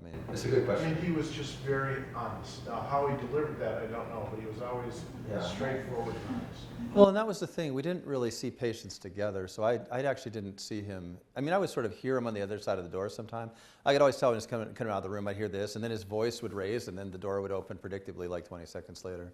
But I don't think I have a lot of people shadow me, and then they said they see the way I interact with folks. And so I actually, it's interesting, we worked together a lot, and we discussed a lot of cases, and I think my wife would agree. We would always get done at 5:30 and always talk to Dr. Carroll till 6:30. He's just such an interest. It's so many stories. And, but that, I just don't remember that coming up much. I can remember one case where that was kind of getting towards the end, and I remember Dr. Carroll saying, okay, we gotta, that was the only one time in 7 years and that, there were so many cases in there. So, Thank you for asking the question. I think it's important to probably turn the tables on the person and say, how long do you want to live? And what kind of quality of life do you want to have? Yeah. And how much are you willing to be a part of the process and really get involved and take it all very seriously Yeah. to have what you want? Yeah. I don't think that any doctor can accurately predict. I mean, just like you said, this new medicine came along in 2015, changed everything. Yeah. For some, for a subset of people, for a subset. But I'm saying, you know, that could happen with any of the cancers. Yeah. That you suddenly have this new drug that changes the whole game plan. It didn't used to happen as much as it does now. I mean, now it can really, but happening much more frequently it's now than it's a 1 in 10 or 1 in 5. Yeah, for sure, for sure. You know, 25 years ago, everybody had the patient with metastatic breast who got chemotherapy and all the disease went away. I have one gentleman with metastatic colon cancer. I've never figured out how he's still alive. He was the worst patient, did everything he wasn't supposed to do, you know, drank too much, had like 2 doses of chemotherapy. There was lots of disease in his liver. It all disappeared, and he's still running around. This is like 20 years later, almost. And so everybody has one of those, but that's really the exception. Whereas like with immunotherapy, I guess what's getting me is like, how do we like, if the immunotherapy works, we could get a Jimmy Carter story, but we're probably not going to get that. But I mean, it's not like a 1 in a million either. Like it's happening for, you know, 20, depends on the disease, more in melanoma, but it's happening in lung cancer and kidney cancer. Oh gosh, the list goes on. Cholangiocarcinoma, which historically was a bad one. So I just thought I'd throw that out. So now we're to the part. Oh, do you want to know how cancer care is different in Fairbanks? Warning, it's not what you think. And I'll try to be cognizant of everybody's stamina. So this, actually, you know it's coming. The New York Times. So in 2016, like, I opened the New York Times, and I sort of came across this sort of, is it better to die in America or England? Sort of Zeke Emanuel's. Rahm Emanuel's his brother. Zeke Emanuel kind of annoys me in a lot of ways, but he is a really, like, he's, you know, because he's really connected politically, and but he's also an oncologist. I think he's at UPenn, and you know, so they write this op-ed, and really, the other question here is, which country spends more in the last 6 months of a cancer patient's life, the U.S. or Canada? The US. Okay, good. So the op-ed actually looked at these 7 different developed countries. It was the U.S. and 6 other developed nations, and they looked at like different outcomes in the last 6 months of life. And what they looked at were things like, were the patients admitted to the hospital? Like, what were the chances in the last 6 months of life that a cancer patient would be admitted to the hospital? And, you know, Belgium, Canada, England, Norway, Netherlands. USA was about the same, maybe a little better than some. Lower is better here. We don't want hospital admissions. So what I did when I saw this is like, I was actually able to go through. So what I basically did was went through the last few, since we started electronic, which was maybe 2013, I went through all the cancer deaths, and then I looked through all the charts and looked at all the last 6 months, and I just compared to their endpoint. So I came up with a percentage for our practice. And we had significantly lower hospitalizations than like the other countries, including the US. Why was that? Well, I mean, imagine you're in Chicago. Like, Chicago's huge. The ERs, it's crazy. They don't know who the oncologists are. But if you show up in our ER, like, you know, any of these guys, the picture's a little old, but you know, any of the docs would like just say, hey, and a lot of times we could say like, oh, you know, that's fine, like, give some antibiotics, we'll see him tomorrow. And you sort of prevent the admission that way just because the ER staff, like, they don't want to send somebody out who they're worried about if they don't know what the follow-up's going to look like. So I think our smaller setting kind of works to our benefit here in terms of communication. And this is also reflected in mean hospital days. And this is very interesting. Like, look at how much less the US is than these other countries, Canada especially. They put people in the hospital a little more, but they keep them in the hospital a lot longer. And I think it's the same thing going on. It's like, if the patient's in the hospital, then, you know, we're trying to communicate with, you know, the team doing the the work, and hopefully it's like, hey, if you can see them the next day, you know, it's those types of things where if the doctor doesn't feel like they can discharge the patient and they're not confident the patient's going to be seen, they're probably going to hang on to them a little longer. Again, if you're in New York City, these are just such bigger systems than we have in these smaller towns. You might be able, I mean, it might be like comparing Manhattan, New York versus Manhattan, Kansas. Manhattan, Kansas is like Fairbanks, it's like 100,000 patients. I mean, 100,000 people. This is why Dr. Emanuel wrote the thing, and this was, what was really different in the US compared to the other countries was the amount of patients that were admitted to the ICU. And when I saw this, I'm like, well, none of our patients get admitted to the ICU. It wasn't as good as I thought. But still better than, you know, still much better than the rest of the country. I thought we were going to be like low single digits. When I looked at a lot of our ICU admissions, though, they weren't like admitted. And I mean, remember when Pete Buttigieg ran for president, and he described his father who had metastatic lung cancer, and he described, I mean, you know, it's you know, these stories are very useful in terms of you know, kind of connecting with folks. He talked about like, hey, Dad, I'm going to run for president. Well, his father was in the intensive care. He had metastatic lung cancer. He was in the intensive care unit on the vent. Now, again, this is South Bend, Indiana, you know, pretty conservative Catholic place and so forth. I don't know if that had anything to do with it. But I just remember listening at the time, I'm thinking, as the oncologist, I'm thinking, what the heck did they have him on a vent for? Like, if he had metastatic lung cancer that had been managed for a year and a half, like, we know that if a cancer patient is, if their care is, you know, if they're receiving, you know, what the care they're supposed to, it's one thing if people like show up off the street, they have metastatic cancer, maybe it's worth being aggressive because you haven't had a chance to treat them. However, if you've already had access to care and treatments, and yet the disease still progresses and your heart stops beating or your lungs stop, we know that intubating and putting people in the ICU, it does not lead, people don't get better. You know, they stay on the machines until the machines are discontinued and they stop. So the idea is that we try to avoid doing those things in the first place. So, you know, Pete Buttigieg's dad, like his passing away in the ICU was very predictable. Like the mortality is 100% and I'm sure this is someone who had great access to health care and all the best doctors and that sort of stuff. So we know we want to avoid that type of ICU admission. And here again, this was, it's a little dated. You see Dr. Starks here, for example. Mike. So it's been a bit. I probably look a little healthier there. Anyway, when you looked at ICU days, mean days, USA 3.6, we were super low at 0.4. And so, and there again, I think a lot of our like unit patients were, most of the folks, it could have been on the, they weren't that sick and they weren't getting intubated. Where do you want to die? You don't have to answer that right away. I like this quote: "The Scots see death is imminent, Canadians see death is inevitable, and Californians see death is optional." For the record, I am definitely a Californian. I want to make that very clear. So death in acute care facility was something else that got looked at. That was a little hard to look at. The USA was actually better than the other countries, and we were better still than the US. And probably a lot of it was we always had from the time we were here, there was always been a strong volunteer hospice. But the trouble with the volunteers was they couldn't carry out medical orders, you know, give pain meds, that sort of thing. In 2011, 2012, I mean, we basically, I mean, you must have been a big part of this too, got a professional hospice going.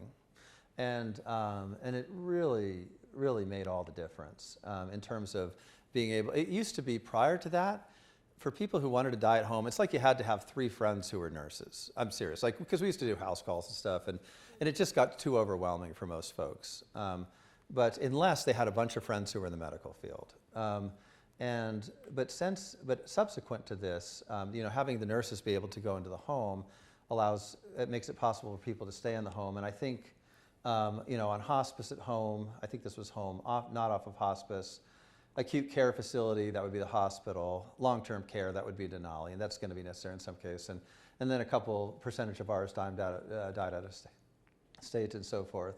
And Dr. Bartling had the statistic at the time, but this was much, much different than the national, and much, much better than the national other numbers elsewhere. Back to our quiz, it's actually Canada spends more, and it's probably because they're putting people in the hospital, and hospital care is very, very expensive. So Ooh, our final exam. Are we ready for this? Are we ready? Okay. At what age should screen? 45. I didn't even tell you the rules. The, no, like a lot of you got to know the answers to these. So you got to be quiet just for a second, and then what we'll do is everyone's a little different. So just because a few people may not have remembered. So, but anyway, okay, that was a little easy. So you're right. It was 50, and it came down to 45 recently. So A plus, because 45 is the new 50. At what age should vaccination against HPV be considered?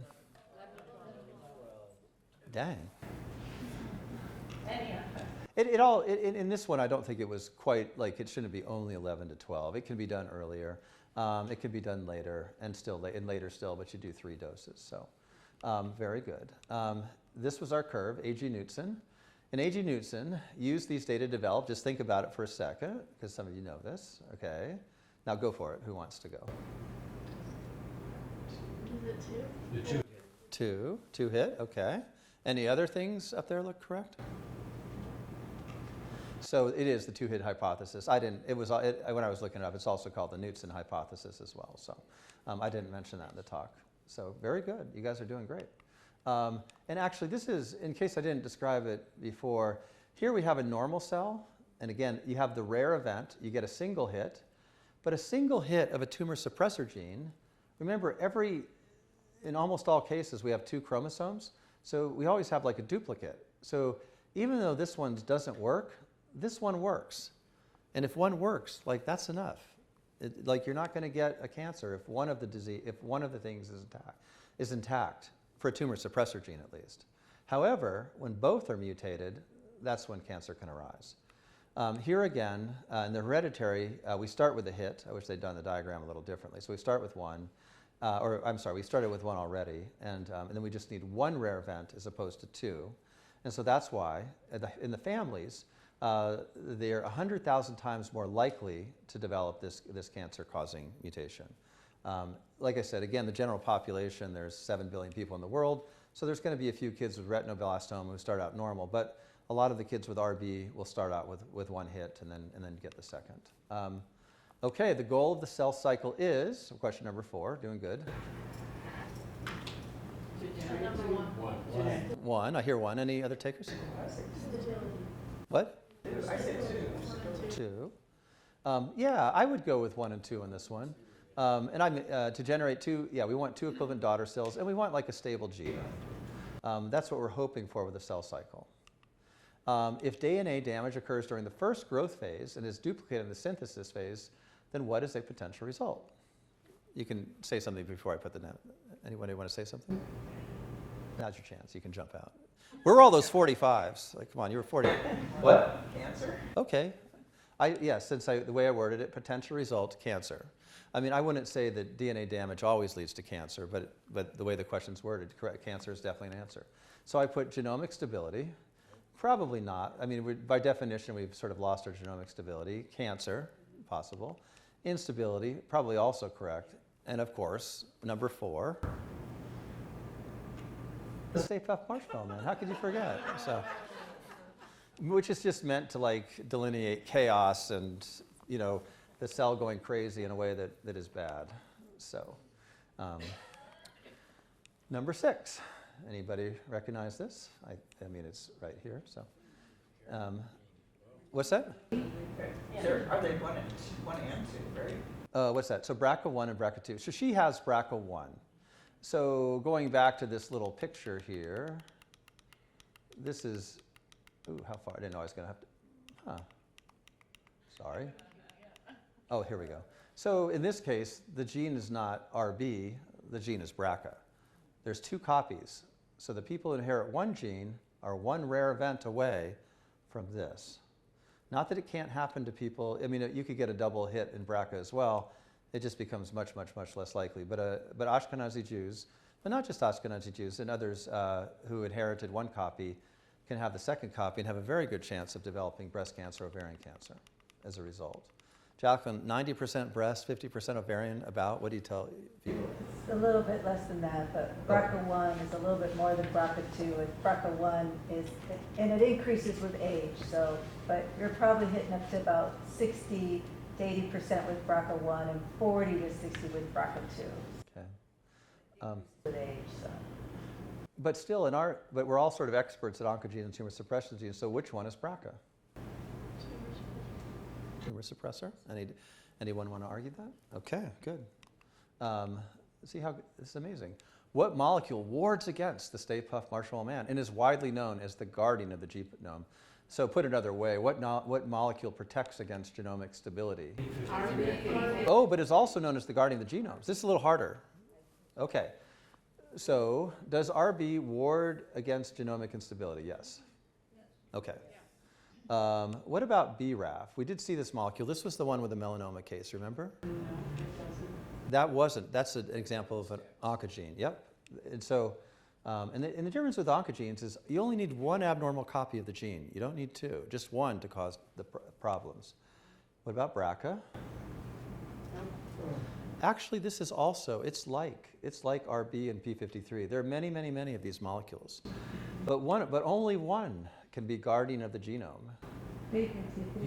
It's P53, yeah.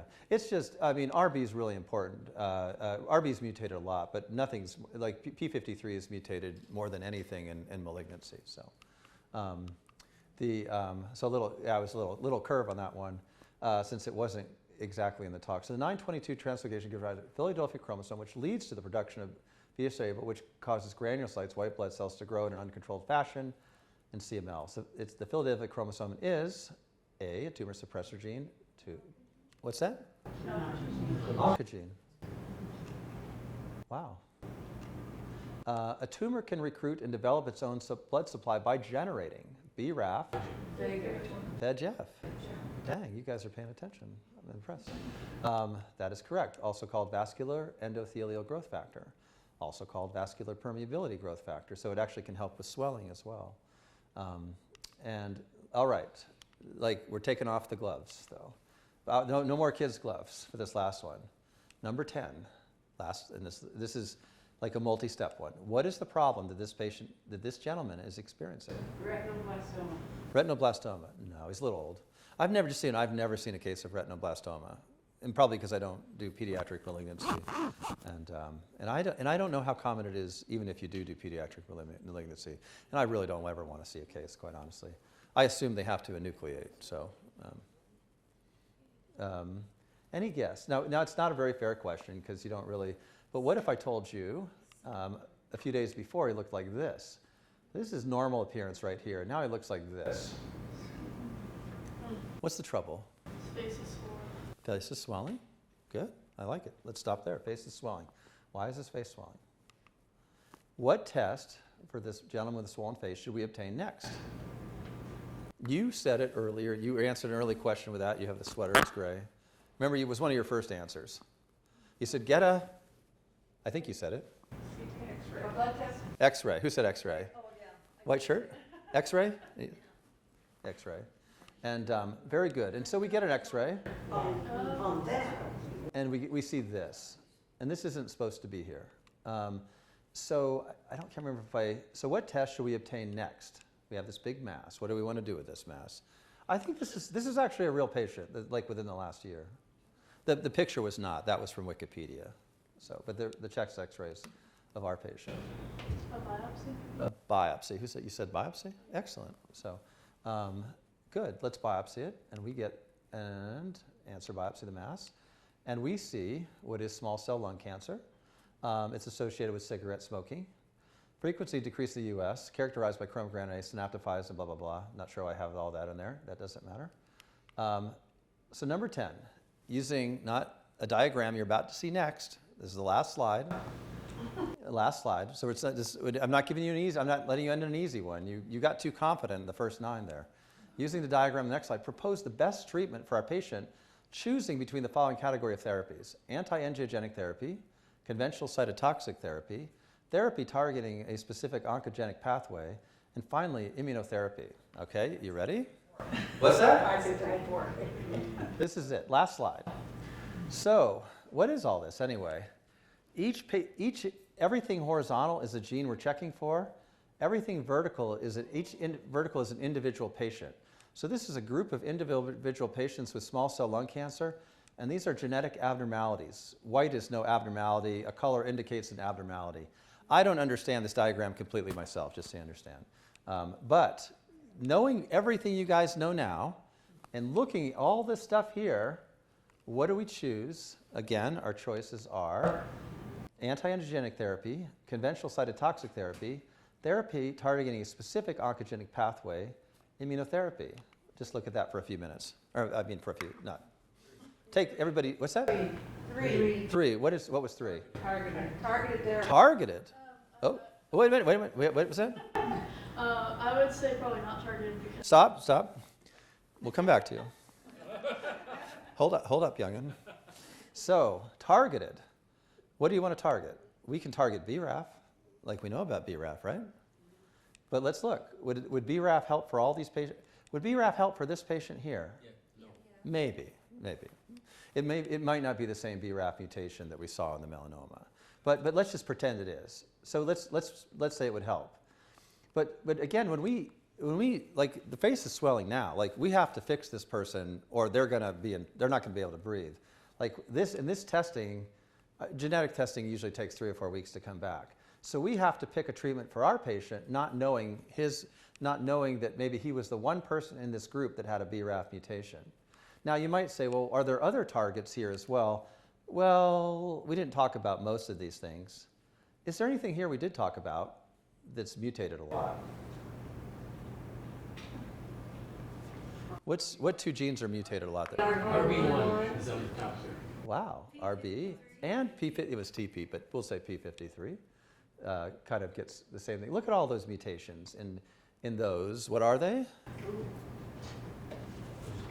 What types of genes are they? Not oncogenes. P53, and remember they're the checkpoint. They're in the cell cycle checkpoints. Right. Like they're mutated. Like those cells are going to cycle. How do we take advantage of cells that want to cycle too much? They're tumor suppressor genes. How do we kill them? We think like the Germans in World War I. We did the same stuff too. It's not fair. But we use poisons. We use cytotoxic chemotherapy. We use agents which are going to damage DNA non-specifically. There's all different ways to damage DNA. Radiation actually also damages DNA. It causes double-stranded breaks in the DNA. So we're going to take it. So for a long time, the mainstay of treatment of small cell lung cancer has been cytotoxic chemotherapy, and it typically works very quickly. This gentleman is kind of scary. It was actually with COVID, we had a hard time giving chemotherapy in the hospital. He was the first person, like a few years, that we were able to give therapy to in the hospital, and it was like on a Friday, and yeah, I remember like watching over the weekend as his face because a lot of times you give chemotherapy and this tumor will swell initially, so like it all gets worse and it's just getting bigger and bigger, and you're kind of sweating it, and then Sunday morning starts to go down, and you're like, oh, thank God. But anyway, this is the mainstay of treatment for, cytotoxic chemotherapy has been the mainstay of treatment of small cell lung cancer for decades. Now, historically, small cell is very, very responsive, so it just goes away, but that's not durable. It will come back, and usually like 6 to 8 months after the first cycle, and then you treat it again, and it goes away for 5 months, and then it comes back. Now, there is back to immunotherapy here. Immunotherapy actually does have a role now in small cell lung cancer and has probably doubled the overall survival across the board. It used to be small cell lung cancer was around a year. Now we're at close to 2 years median survival. A lot of people who get small cell are already pretty old with a lot of other comorbidities. But I think since immunotherapy has been introduced, we've doubled that. But there wasn't anything in this genetic information that said immunotherapy would work. That you'd have to look at sort of other stuff to show that. So, so our answer is conventional cytotoxic therapy. As you can tell, I kind of failed to credit a lot of things, so I have to apologize to this Dr. Perez and Dave Farina for some of the cartoons that I stole, and also what my wife and I do for fun is we watch board review courses. because we have to take, unlike Dr. Carroll, this is very unfair. His generation like made it so my generation had to, like his generation, they were boarded once, and then you were boarded for life. And they tried to make them actually go back and do it, but they all threatened to sue. So okay, we can't do that. So that generation was safe. We get to take, we're boarded in internal medicine, oncology. Each of those boards has to be recertified every 10 years. It's amazing how quickly that, so now it's every 5, so it's amazing how quickly those come. So really all we do for fun is we watch these board review courses, and the final thing was just, this is kind of a dated picture, but this was a picture I had of the practice. And just wanted to say thanks to everybody. Obviously my wife for being patient with me, and of course Ms. Coleman, who always like saves me. And yeah, you really saved me this time. No pointer, like, I was going to have to walk around like playing the thing like an air guitar, the keyboard. So anyway, thank you so much for being so patient. So.